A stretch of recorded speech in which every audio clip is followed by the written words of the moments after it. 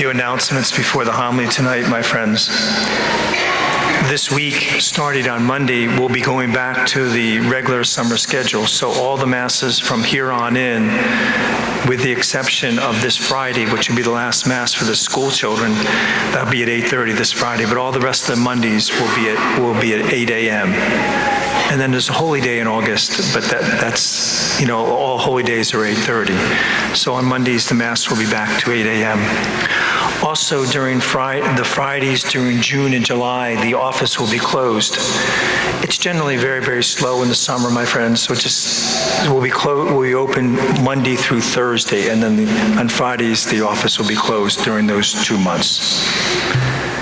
And finally, we have Jerry Claponis sitting up here.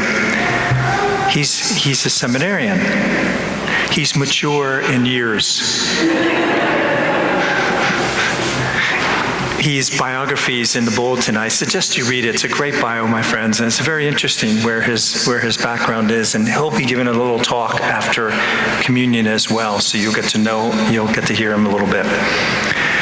But we have 3 seminarians in our parish. We have Derek DeCamp and Drew Tangway as well.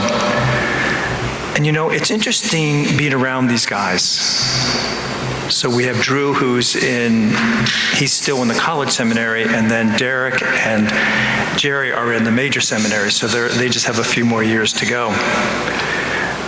But when you hear so much negativity about the church everywhere you turn today, everywhere you turn. Yet, we had 4 ordinations yesterday. And we have 3 vocations right here in our parish. And with all this negativity going on, it's interesting talking to these guys. It's just like a married couple, my friends. If you look at your spouse and all you see is negative, how long will that marriage last? I get it happens every now and then. I get it. But if it persists, how healthy will that marriage be? And you see, it's that same concept of us priests with the church.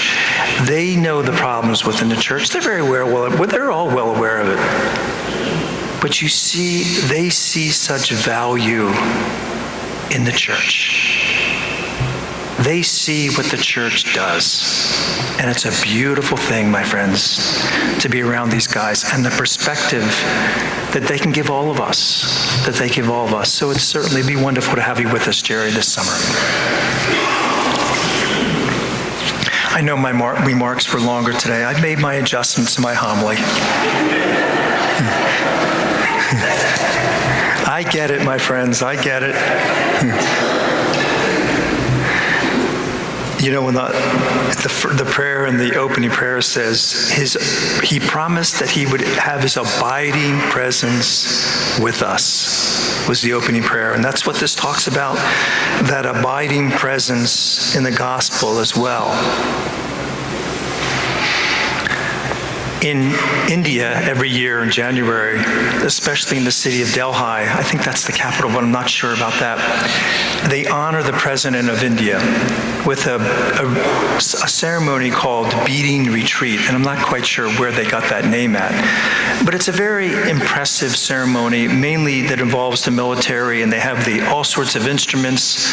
A lot of them are the instruments that we have here, but also some Indian instruments as well. So it's a combination of band-type music, military music, and then the Indian-style music as well. And the finale generally is this Indian song that they would play that's military Indian-based, and they would usually play that as their last song. When Gandhi was president, they played Gandhi's favorite hymn. Now, Gandhi, of course, was not a Christian, although he acted like one and had a great respect and reverence for our faith. His favorite hymn was Abide With Me.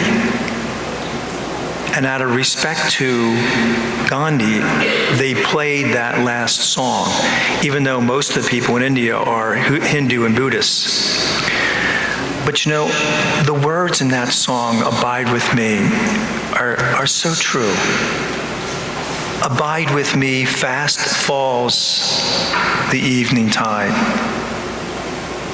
When darkness deepens, Lord, abide with me.